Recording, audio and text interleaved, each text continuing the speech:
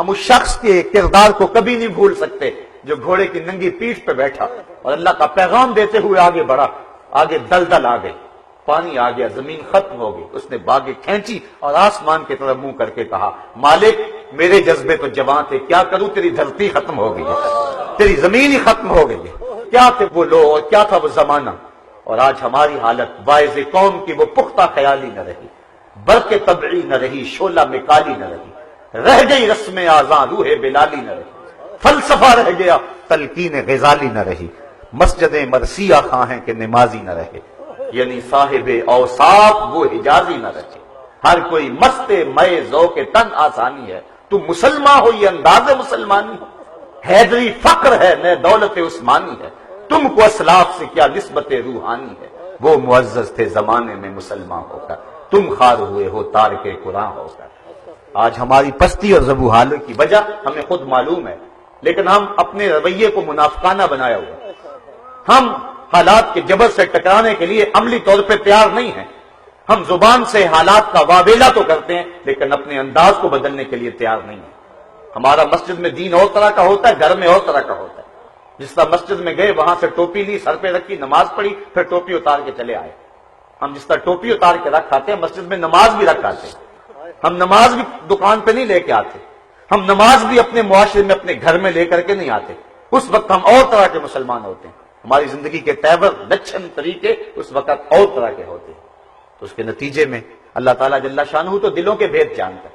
وہ تو دیکھ رہا ہے اس کی زبان بول رہی ہے، دل کیا کہہ رہا ہے. چو بخلوت میرا بن کارے دیگر می کو نن.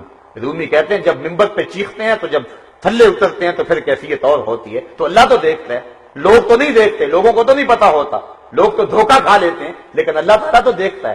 ارا زبیبا نملۃ السودا، کالے پہاڑ کے اندر گہری غار ہے، غار میں چونٹیوں کا سوراخ ہے. اس سوراخ میں جب چونٹی چلتی ہے اور اس کے پاؤں سے جو ہلکی سی لکیر بنتی ہے جس کو خضرین سے بھی نہیں دیکھا جا سکتا، تمہارا رب اس کو یوں دیکھ رہا ہے جس طرح دیوار چین کو دیکھ رہا ہے.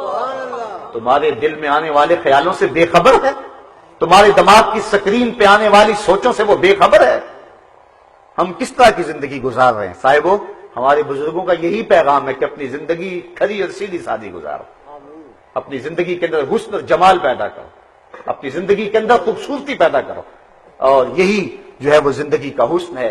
ہم اپنے رویوں کے اندر منافقانہ روشیں رکھتے ہیں. یہی وجہ ہے کہ آج ہماری گفتار کے اندر اور آج ہمارے کردار کے اندر کوئی چمک نظر نہیں آتی. میرے حضور شاہ نقشبند بخاری علیہ رحمہ آپ فرماتے ہیں جس شخص کی خاموشی فائدہ نہیں دیتی اس کی تقریر بھی فائدہ نہیں دے سکتی. بس اس جملے کو سمجھ لیں، اچھی طرح اندر اتار لیں. جس شخص کی ہزاروں فلسفے اس ایک جملے پہ قربان، جس شخص کی خاموشی فائدہ نہیں دیتی اس کی تقریر بھی فائدہ نہیں دیتی.